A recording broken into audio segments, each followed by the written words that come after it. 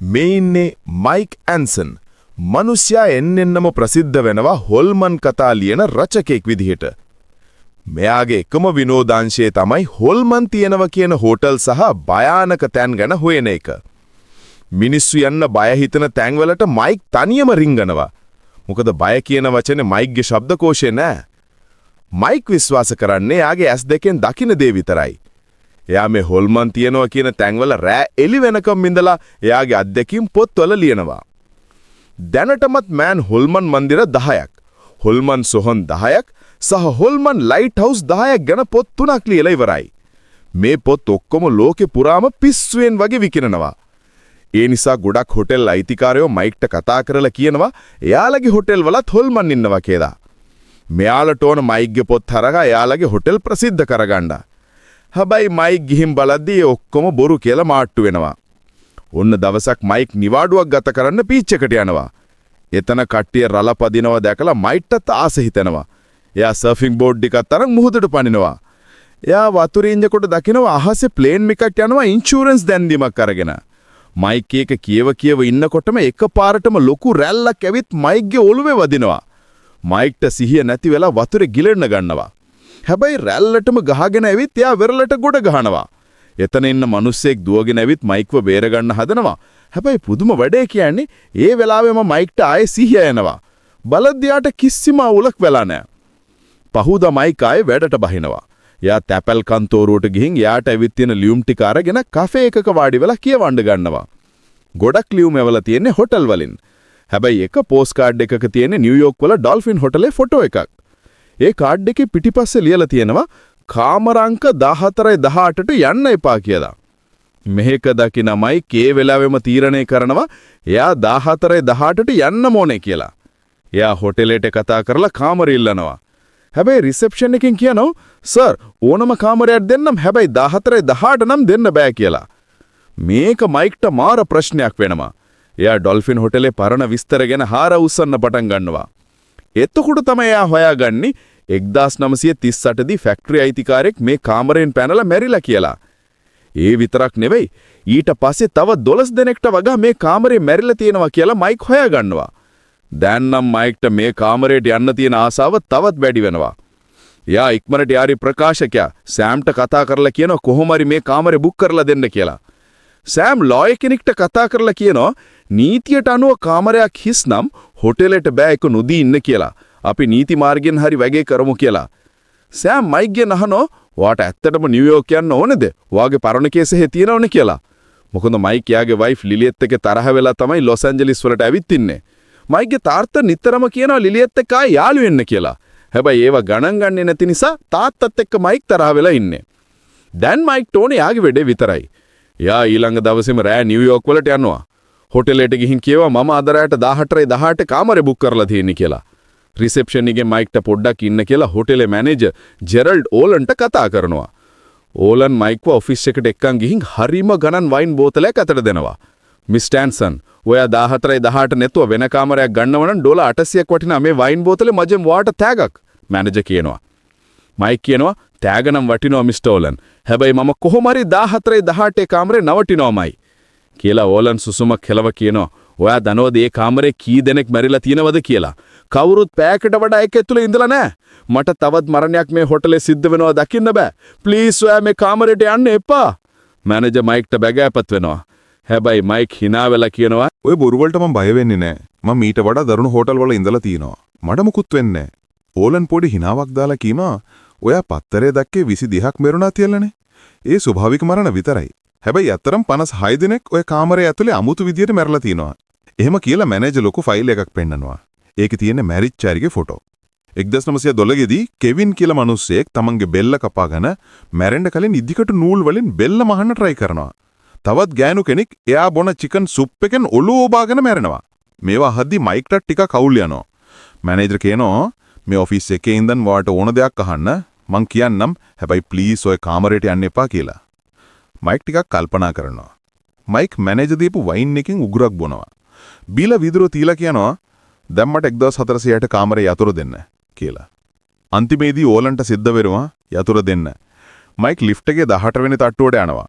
Mic අහනවා කාමරේ වහලා නම් තියෙන්දි ඇඳාතරිලි වල දුවිලි ඇතිනේ කියලා. ඕලන් කියනවා අපි මාසෙකට සැරයක් මගේ අධීක්ෂණය යටතේ ඒක සුද්ධ කරනවා. හැබැයි විනාඩි 10කට වඩා ඉන්න නෑ. දොරවල් ඇරලා තියන්නේ. එහෙම කරලත් එකපාරක් වැඩ කරන කෙනෙක් බාත්රූම් එකේ විනාඩි ගාණක් හිර වෙනවා. එළියට ගද්දි එයා කතුරකින් එයාගේ ඇස් දෙකම උගුල්ලගෙන හයියෙන් hina වෙවි ඉන්නවා. මේක අහලා මයික්ට hina යනවා. ඒ කියන්නේ ඔය කාමරේ හොල්මන් යකෙක් ඉන්නවද කියලා මයික් අහනවා. ඕලන් කියනවා නෑ. ඔය කාමරේ තමයි යකා. 14 වෙනි තට්ටුවට ආවම ඕලන් කියනවා මට එන්න පුළුවන් මෙතනට විතරයි. අන්තිම පාරටත් කියන්නේ ඇතුළට යන්න එපා කියලා.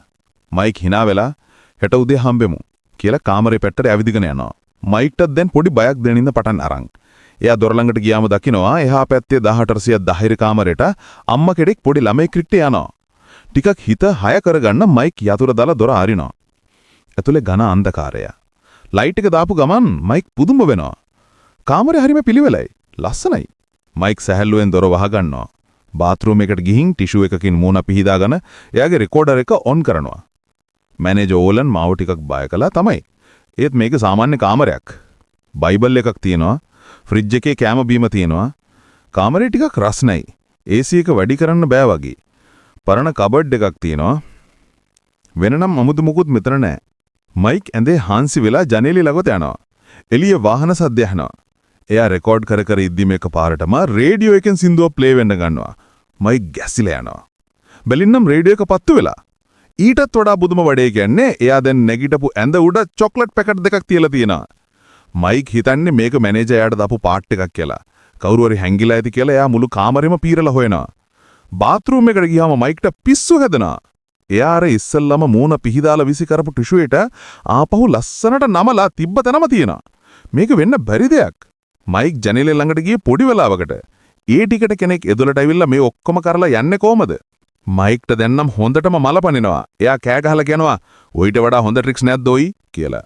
ඒ අස්සේ කාමරේ රස්නේ දරා ගන්න බැරි තරම් වැඩි වෙනවා. මයික් රිසෙප්ෂන් එකට කතා කරද්දී යාලා අහනවා "සර් දෙම්ම චෙක් අවුට් වුණාද?" කියලා. මයික්ට යකා නගිනවා. "මොන චෙක් අවුට්ද? මට මේ EC එක හදන්න කෙනෙක් එවන්න." රිසෙප්ෂන් එකෙන් කියනවා ඉන්ජිනියර් කෙනෙක් එවන්නම්. මයික් දැන් සැක කරනවා කාමරේ රහස් දොරක් පත් තියනවාද කියලා. ඒ වගේ මෙයාට මතක් වෙනවා මෙතන මිනිස්සු මැරලා තියෙන විදිහ. මයික් ලයිට් ඔෆ් කරලා එයාගෙන ආපු විශේෂ UV ලයිට් එකෙන් බලනවා. දෙයියනේ. කාමරේ පිරිසුදු වගේ පෙනුනට ලයිට් එකට පේනවා හැමතැනම ලේ පැල්ලම් තියෙනවා. මේක දකින මයික්ට ඇඟ හිරිවැටෙනවා. එයා ලයිට් දාගෙන සෝෆා එකේ වාඩි වෙනවා. එකපාරටම දොරට කවුද තට්ටු කරනවා. මයික් බයෙන් ගිහින් දොර අරිනවා. AC එක හදන්න මිනිස්සෙක් ඇවිත්. මයික් කියනවා එතුරට එන්න කියලා. ඒත් ඒ මිනිස්සයා එන්න බෑ කියනවා. එළියේ ඉඳන් ඒ මිනිස්සයා කියන විදියට මයික් AC එක හදා ගන්නවා. මයික් තෑන්ක්ස් කියන්න හැරෙනකොට අර මිනිස්සයා අතුරුදහන් වෙලා. දොර වහගන්න මයික් අර වයින් බෝතලේ කඩාගෙන බොන්න ගන්නවා. ආයෙත් අර රේඩියෝ එකේ සින්දුව ප්ලේ වෙන්න ගන්නවා. මයික් රේඩියෝ එක ඔෆ් කරාට ඒක ආයෙ ඔන් වෙනවා. හැබැයි මේ පාර රේඩියෝ එකේ ඩිස්ප්ලේ එකේ පැයක ටයිමර් එකක් වැටෙනවා. විනාඩි 6 පස්සට ගණන් කරන්න පටන් ගන්නවා. මයික්ට මතක් වෙනවා මැනේජර් කිව්ව කතාව. පැයකට වඩා කවුරුත් පන පිටින් ඉඳලා නැහැ. එකපාරටම කාමරේ මූසල නිශ්ශබ්දතාවයක් පැතිරෙනවා. මයික් ජනේලේ ළඟට ගිහින් බලනවා. එළියේ සද්දයක්වත් නැහැ. එයා හැරෙනකොටම ජනේලේ කඩාගෙන වැටලා මයික්ගේ හත තුවාල වෙනවා. ලේ හෝ ගාලා යනවා. මයික් බාත්රූම් එකට දුවන්නේ අත හොද ගන්න. කරාමේ ඇරපු ගමන් උතුරන වතුර පාරක් ඇවිත් තුවාලේ පිච්චෙනවා. මයික් වේදනාවෙන් කෑ ගහනවා. එයා ලේන්සුවකින් අත ඔතාගෙන එළියට එද්දී ආයෙත් අර සින්දුව ප්ලේ වෙනවා. මයික් ප්ලග් එක ගලවනවා. ඒ ටයිමර් එක තාම යනවා. ෆෝන් එක රින් වෙනවා. "සර්, සෑන්ඩ්විච් එක එවන්න තව විනාඩි 10ක් යයි." මයික්ට පිස්සු වගේ "මම කෑමක් කැනුම් කරේ නේ යකෝ. මට හොස්පිටලෙ යන්න ඕන. ටැක්සි එකක් ගෙන්නපන්." රිසෙප්ෂන් එකේ ගෑනු කෙනා මයික් කියන දේ අහන්නේ නැතුව මෙනු එක කියවනවා. මයික් ෆෝන් එක පොළවේ ගහනවා. එයා බෑග් එකත් අරන් දොර අරගෙන යන්න හදනවා. දොර ජෑම් වෙලා අරින්නම බෑ. යතුර දැම්මම යතුර කැඩලා ඇතුලේ හිර වෙනවා. පිහියෙක් දාලා අරින්න හැදුවම දොරේ අගුල ගැලවිලා අතට එනවා. මයික් දොරට පයින් ගැහුවට වැඩක් නැහැ. එයා දොරේ පොඩි හිලෙන් එළිය බලද්දි දකින්නේ තමන්ගේම ඇස් දෙක තමන් දිහා බලන් ඉන්නවා. දැන් නම් මයික් හොඳටම බය වෙනවා. එයා ජනේලේ ළඟට ගිහින් උදව් ඉල්ලලා කෑ ගහනවා. ඉස්සරහා බිල්ඩින් එකේ මිනිස්සෙක් ඉන්නව දැකලා මයික් අතවනනවා. ඒ මිනිස්සයා මයික් කරන දේම අනිත් පැත්තට කරනවා. හරියට කණ්ණාඩියක් වගේ. මයික් ලයිට් එකක් ගැහුවම අරුත් ලයිට් එකක් ගහනවා. දෙයියනේ. ඒ ඉන්නේ මයික්මයි. එකපාරටම එහා පැත්තේ ඉන්න මයික්ගේ පිටිපස්සෙන් කෙනෙක් ඇවිත් මිටියකින් ඔලුවට ගහනවා. මයික් ගැස්සිලා තමන්ගේ පිටිපස්සේ බලද්දි ඒ මිනිස්සයාම මිටිය කරන් මයික්ට ගහන්න හදනවා. මයික් බිමට පාත් වෙනවා. ආය කලද්දි කවුරුත් නැහැ. මයික් ලයිට් එක ජනේලෙන් පහළට විසි කරනවා කාට හරි පේන්න. ඒත් ඒ ලයිට් එක බාගට වැටලා අතුරුදහන් වෙනවා. මයික් හිතන්නේ මැරේජ දීපු වයින් එකේ හරි චොක්ලට් වල හරි මද්ද්‍රව්‍ය තියෙන්නේ නැති කියලා. මේ ඔක්කොම මායාවක් කියලා. ඒත් එක්කම කාමරය ඇතුලෙන් පොඩි ළමයෙක්ගේ සද්දයක් ඇහෙනවා. තාත්තේ තාත්තේ. ඒ මයික්ගේ මැරිච්ච දුව කේටිගේ කටහඬයි. මයික්ට ඉන්න තැන අමතක වෙනවා.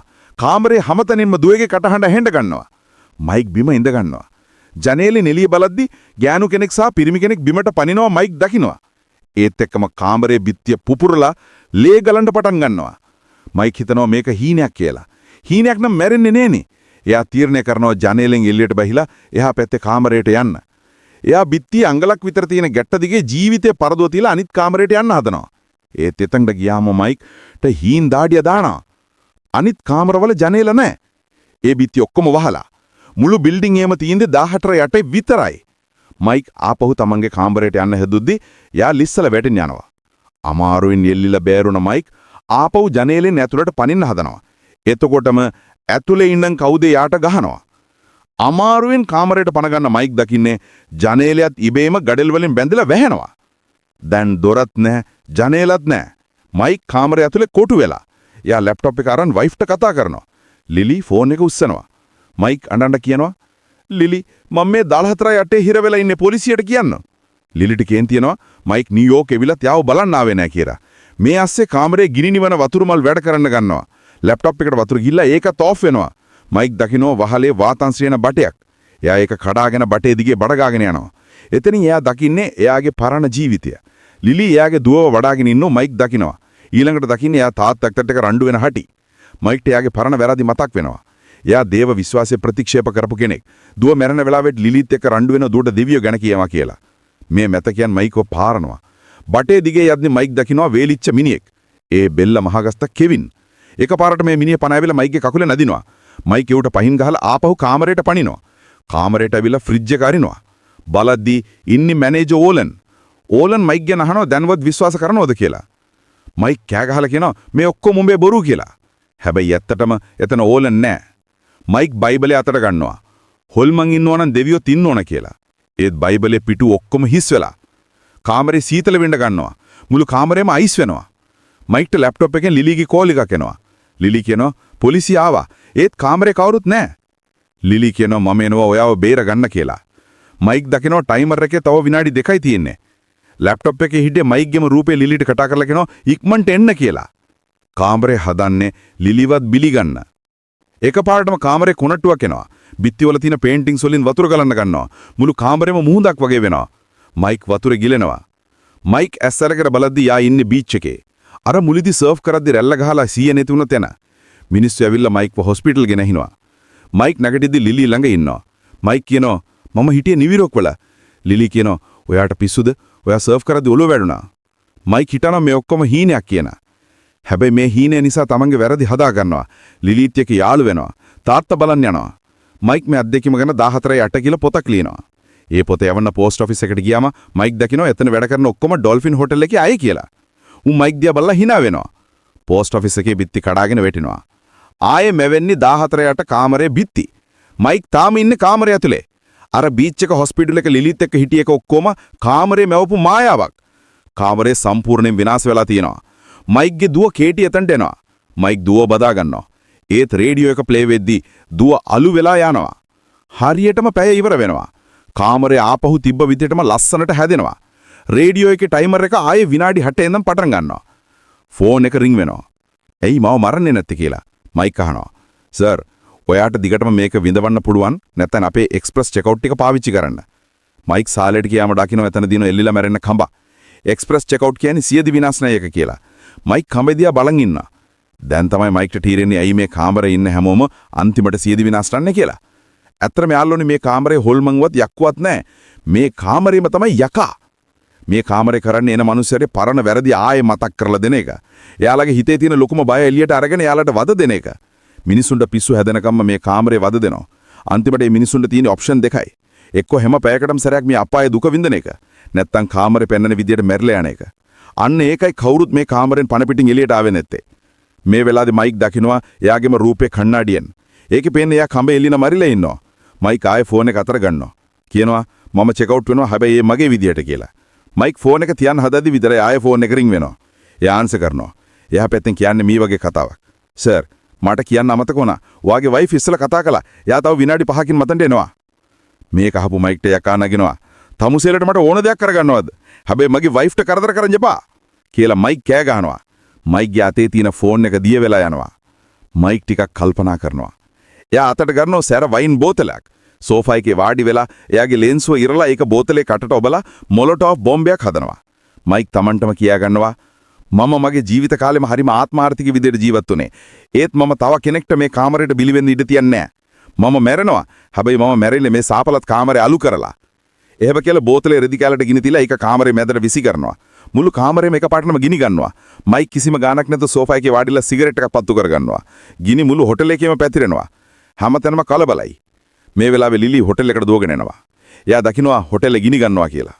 එයා ගිනි නිවන අයට කියා ගහනවා මගේ මහත්තයා ඇටලේ ඉන්නවා නේ යාව බේර ගන්න කියලා. ඒත් එකම මහා පිපුරුමක් එක්ක කාමරේ පිපුරලා යනවා. මයික් ඒ සාපලත් කාමරේත් එක්ක මළු වෙලා යනවා.